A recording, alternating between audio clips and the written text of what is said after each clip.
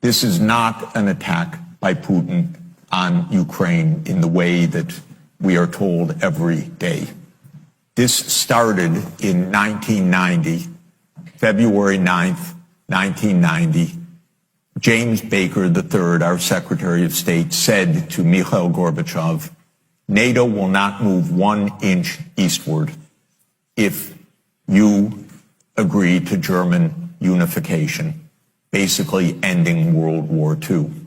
And Gorbachev said, that's very important. Yes, NATO doesn't move, and we agree to German unification. The U.S. then cheated on this, already starting in 1994, when Clinton signed off on basically a plan to expand NATO all the way to Ukraine. This is when the so-called neocons took power, and Clinton was the first agent of this. And the expansion of NATO started in 1999 with Poland, Hungary, and Czech Republic. At that point, Russia didn't much care. There was no border other than with the Königsberg, but other than that, there was no direct threat. Then the U.S. led the bombing of Serbia in 1999. That was bad, by the way, because that was a use of NATO to bomb a European capital, Belgrade, 78 straight days to break the country apart. The Russians didn't like that very much.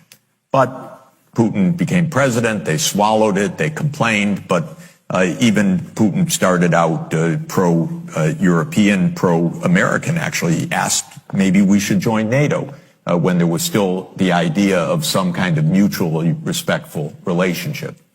Then 9/11 came, then came Afghanistan, and the Russians said, yeah, we'll support you, we understand, to root out terror. But then came 2 other decisive actions. In 2002, the United States unilaterally walked out of the anti-ballistic missile treaty. This was probably the most decisive event, never discussed in this context. But what it did was trigger the U.S. putting in missile systems in Eastern Europe that Russia views as a dire, direct threat. In 2004-05, we engaged in a soft regime change operation in Ukraine.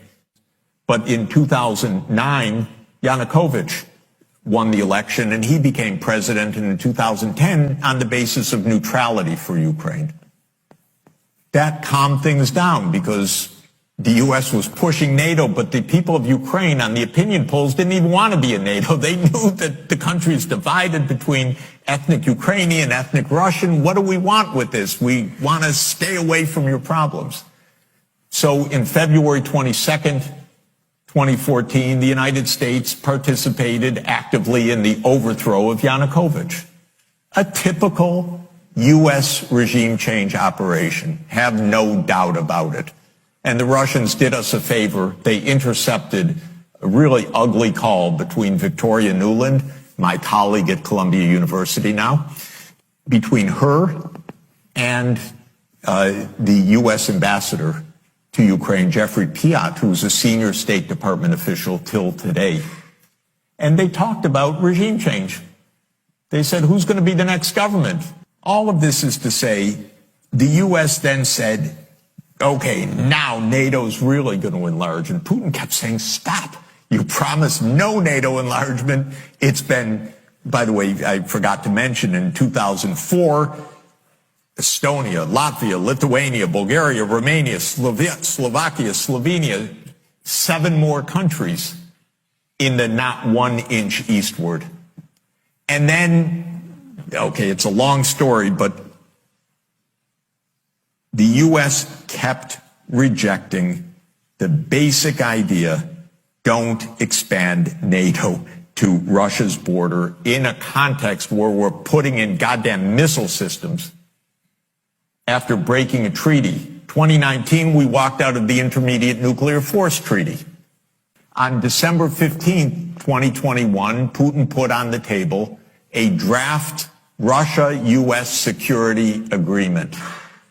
You can find it online. The basis of it is no NATO enlargement. I called the White House that next week after that, begging them, take the negotiations. Putin's offered something, avoid this war. Oh, Jeff, there's not going to be a war.